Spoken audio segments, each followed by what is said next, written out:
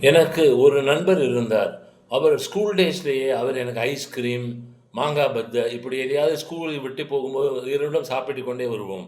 பின்னர் அவருக்கு படிப்பு சரியாக வராததால், அவர் வேலைக்கு செல்ல ஆரம்பித்தார்.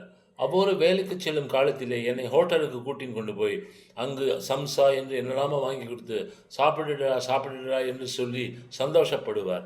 அவர் என் மீது அபிரிதமான அன்பு கொண்டிருந்தார். அவர் ஒருமுறை அவரிடம் அவர் என்டர் தி டிராகன் போகலாம்டா வாடா என்றார். எப்புட்றா இருக்கும்? யார்றா அது? ப்ரூஸ் லீன்னு ஒருத்தன்டா அப்படின்னா.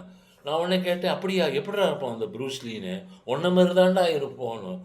அவருக்கும் அந்த நண்பருக்கும் நான் சினிமாவில் சேர்ந்து நடிக்க வேண்டும், முன்னுக்கு வர வேண்டும் என்றெல்லாம் ஆசை மனதில் இருந்தது. ஆனால் அந்த அளவிற்கு அவரிடம் பணமும் இல்லை, தெரிந்தவர்களும் இல்லை. அதுபோன்ற அன்போடும், பாசத்தோடும் பழகும் நண்பனை அடைவது மிக மிக பெரிய பாக்கியமாகும். அந்த பாக்கியம் எனக்கு கடவுள் கொடுத்திருந்தார். அந்த நண்பரை நான் எப்பொழுதும் மறக்கவே மாட்டேன்.